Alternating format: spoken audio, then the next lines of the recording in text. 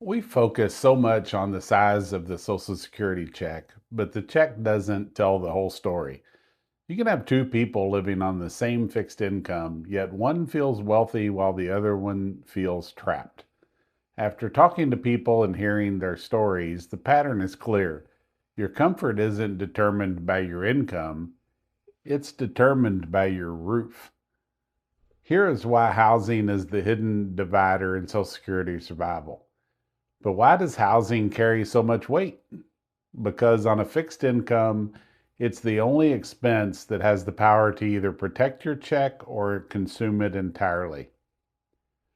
Today, we're breaking down the three ways housing dictates your lifestyle and the one move you can make right now to stop your home from draining your retirement. The first way housing affects retirement is the most obvious one. It determines how much money you actually have left to live on. In my own case, my housing costs are about $181 a month. That's my HOA fee, insurance, and taxes. Now, before someone says that's unrealistic, I understand not everyone is in that position. In fact, if I'm being completely honest, there are days when I think renting would be easier. No HOA meetings, no concerns about special assessments, no worrying about repairs inside the unit. There are definitely things about renting that appeal to me. The problem is that around here, a one bedroom apartment can easily cost $1,300 a month or more. So while renting might simplify some things, it would dramatically change my finances. Instead of paying $181 a month for housing, I'd be paying roughly 7 times that amount. That would completely change what retirement looks like for me. Not because my Social Security check changed, because my housing costs changed. And that's really the point. When people ask how someone can live on Social Security alone, housing is often the answer. The lower your housing cost, the more of that Social Security check remains available for the rest of your life. The second way housing affects retirement is something we don't talk about enough. Housing creates either flexibility or stress. When housing costs are low and predictable, a problem isn't just a problem. When housing costs already consume most of your income, every problem feels like a crisis. The car needs repairs. Your insurance goes up. You need new glasses. The dog gets sick. Life happens. The difference is that some people have room to absorb those surprises, while others are already stretched to the limit before the surprise ever happens. That constant financial pressure can wear on you. It follows you into the grocery store. It follows you when your mail arrives. It follows you when your phone rings. And retirement was never supposed to feel that way. The third way housing affects retirement has nothing to do with the money. It's about how much of your life your home requires. A larger home often means more cleaning, more maintenance, more repairs, more things to keep track of, more responsibilities.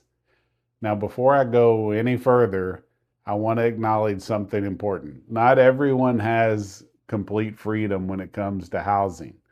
Some people Some people stay where they are because family is nearby. Some are helping grandchildren. Some need to remain close to doctors or medical facilities. Some are caring for a spouse.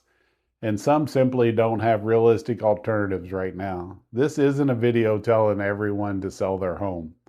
It's not a video telling everyone to move. Life is more complicated than that. For those who do have choices, it's worth asking an honest question. Does my housing still fit the life I'm living today? Not the life I had 20 years ago. Not the life I imagined when I bought the place.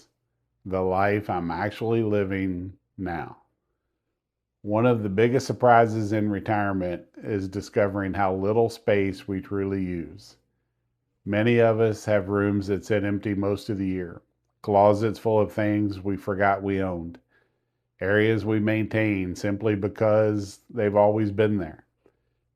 The home that was perfect for raising a family may not be the home that best serves retirement. And that brings me to the one move you can make right now. Take an honest inventory. That's it. No decisions, no moving trucks, no dramatic changes, just an honest inventory. How much of your monthly income goes towards housing? How much time does your home require? How much stress does it create?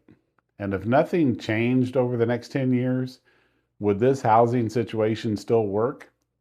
Those questions alone can be eye-opening because the goal isn't necessarily a smaller home. The goal isn't renting. The goal isn't owning. The goal is creating a housing situation that supports your retirement instead of competing with it.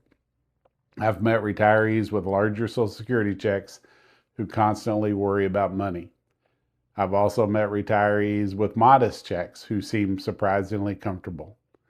Many times the difference wasn't the amount of income coming in, it was the amount of housing expense going out. That's why I believe housing is the hidden divider in Social Security survival. Your home is more than a place to sleep. It's one of the biggest factors influencing your freedom, your flexibility, and your peace of mind. And when you're living on a fixed income, those things matter just as much as the size of the check itself. I'd love to hear from you. Has your housing situation helped your retirement, or has it become more challenging over the years? Let me know in the comments, and I'll see you in the next video. Thanks.